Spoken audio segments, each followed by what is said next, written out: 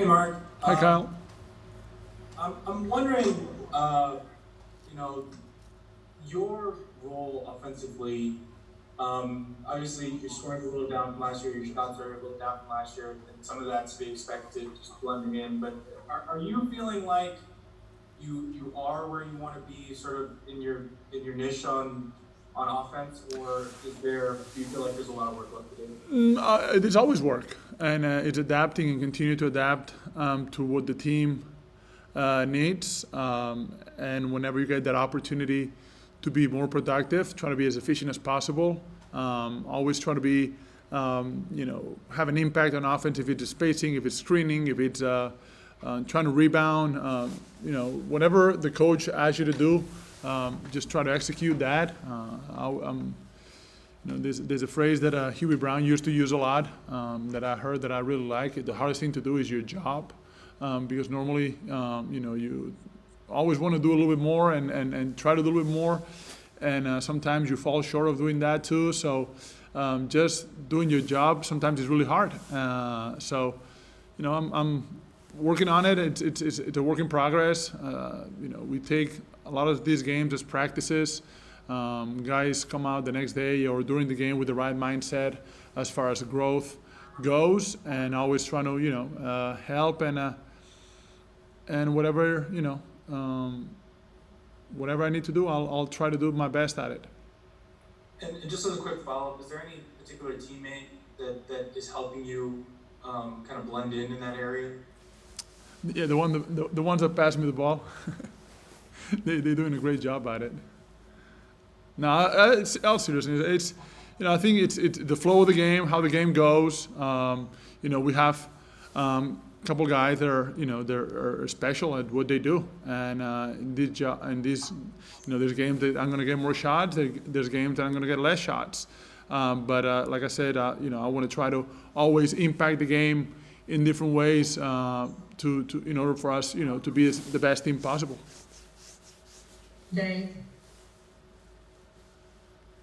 Mark, there was a game earlier this week. I think it was either the Detroit game or the first OKC game where it was late in the first half and it was dead ball.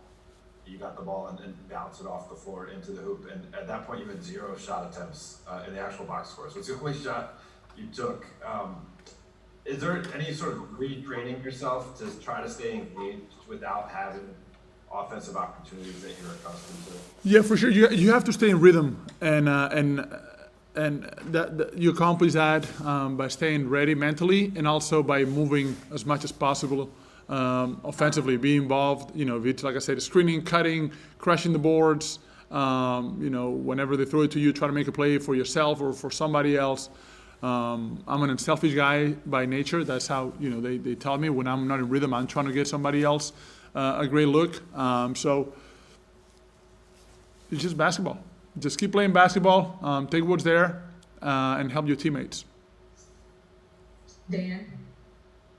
Hey, Mark, this is kind of maybe a little more abstract of a question, but in the last decade in this league, how has practice changed and what happens in a practice?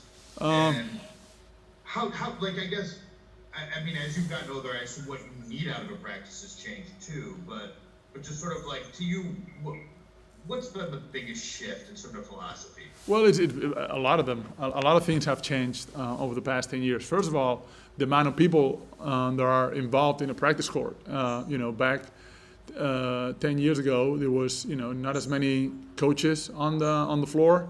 You practice a lot more. There was not this load management thing was not as big as it is now. You practice until you accomplish what you needed to accomplish.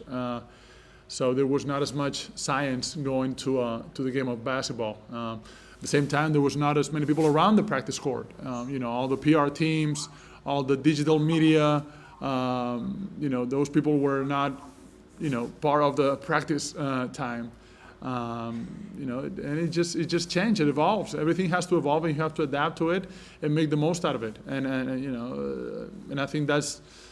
Things have changed so much, but it's still a good product out, and the more people can enjoy it. Also, the athletes are healthier and they get back on the court faster, and the fans seem happy. So it's all positive. Do you wish that teams practice more? I mean, from a skill standpoint, I know physically probably not, but I mean, what's the trade-off? There's things. I think you can practice for a very long time, but if your mind is not into it, it's just not. You're not going to accomplish anything. I think you got to have the right mindset to accomplish stuff in practice. So it's not about a matter of the amount of time that you practice, more the efficiency of it. Alan Sleewa? Mark, Coach mentioned that your willingness to play your role and players like you that sacrifice. You mentioned how unselfish you are. This is just part of your nature. Are there times, do you feel, through the season so far where you think you've been too unselfish? Do you think that maybe your willingness to make those extra passes and so forth, or do you think the way you've kind of gone through this season so far is the right balance?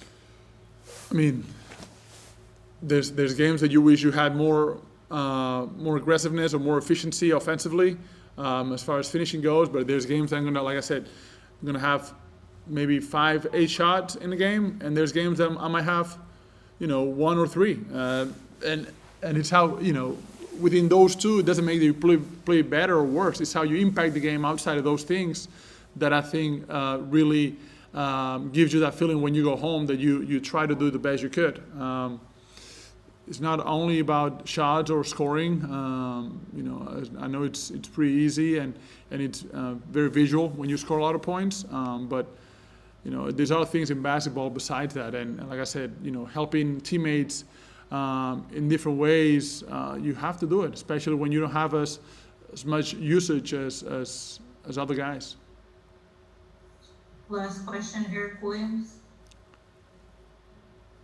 Hey Mark, you guys have fallen behind by double digits the last couple games. I know you guys have kind of talked about that you feel like you're playing with enough urgency. Is there any thought about playing with more pace at the beginning of the game to kind of change the tempo?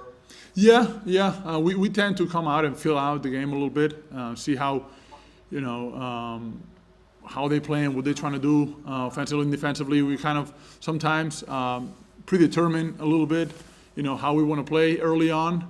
And then the game just, we obviously have a lot of guys and very high IQ, and we able to adapt to the challenges that they propose. Obviously, the other team is geared up and ready to go and really excited about playing the Lakers, and you can still see that and feel that. So it's all a part of the game. We're very confident on what we do and how we do it, and when we all in it, especially defensively. It translates offensively and it creates a lot of a much better pace for our offense. Other teams can really do much when we play downhill because we got to stop on the defensive end. Also, we're running and we have a few guys that you can't stop in transition. So when we all engage defensively, I think the game completely changes for the other team and for ourselves.